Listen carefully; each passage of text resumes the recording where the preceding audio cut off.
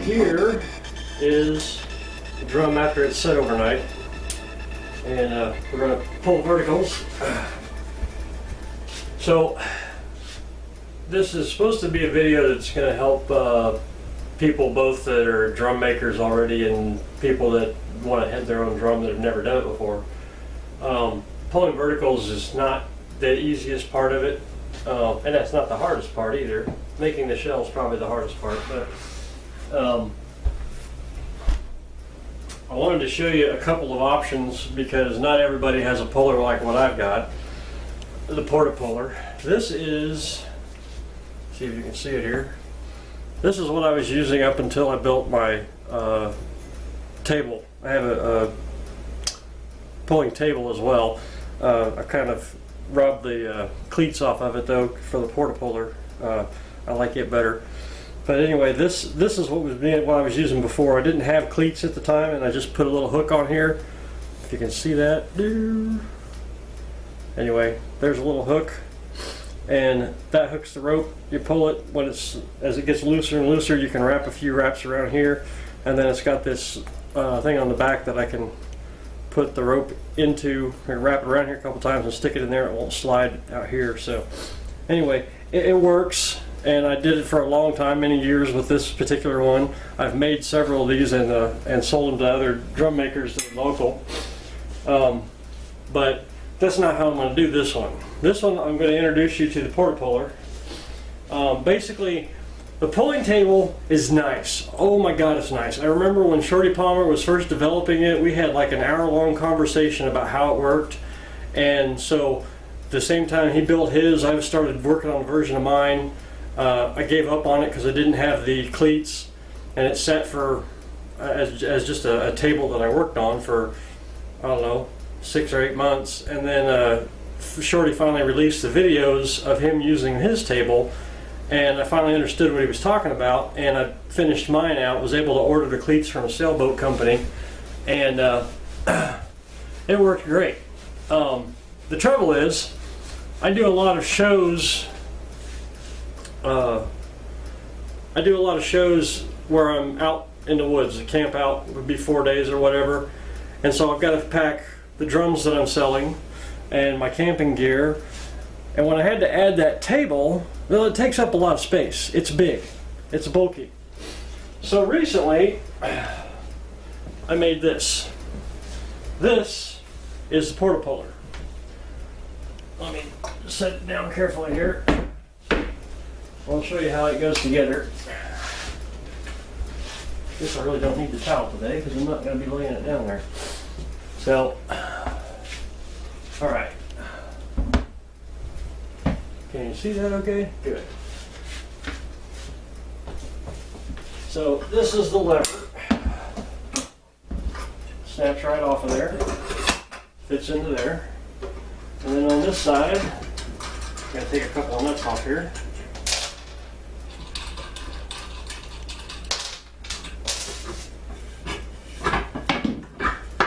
On the uprights. And they fit down into here. Like so. And then this guy goes through this little pulley in the middle of it.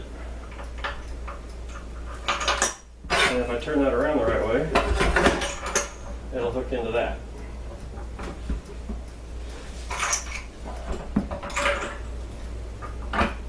Voila. So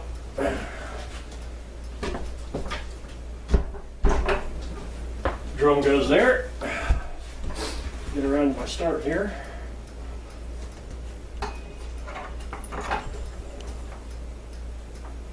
Hook him on there. And voila.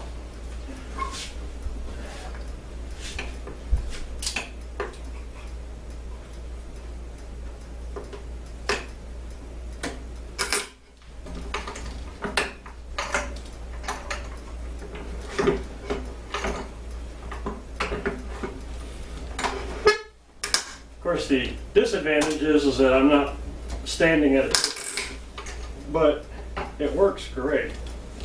The advantage I can roll a chair up here. As long as I clear that, I'm all good.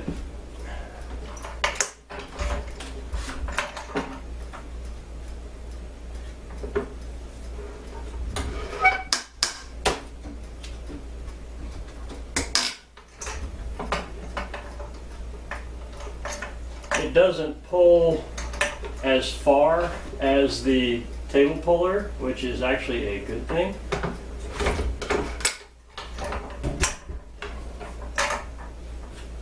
But you can adjust that also by where this is. The higher up this piece, this loosens, and then this part slides up and down. It's got the cleat that grabs the rope.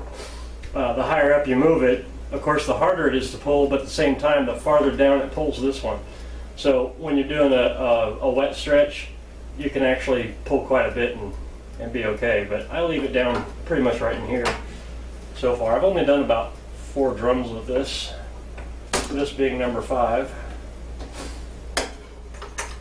And then the vice grips that I'm using actually have smooth metal plates welded into the jaws so that the teeth of the grips don't grab into the rope, because that would not be good. Not good for the drum.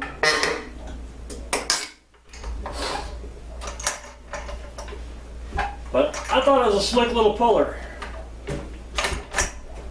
Pretty much does what the table puller does, except it takes up a whole lot less space when you're going out to the show. And as you can see, it gets plenty of slack out of the rope.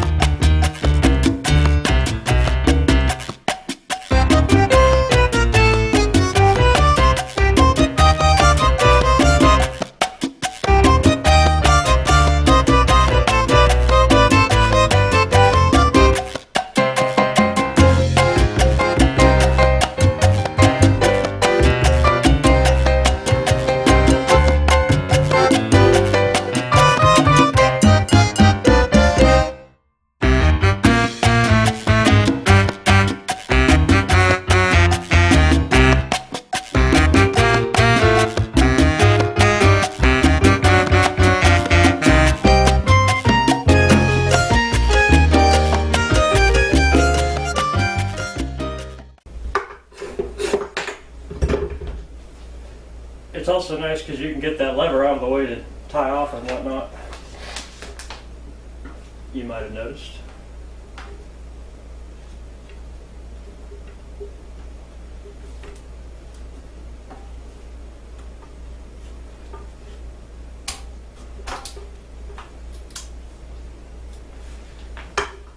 Let's see where we're at. It ain't there yet, but it should have some tone. That's a lot of bass. Long way to go, but that's better than it was before.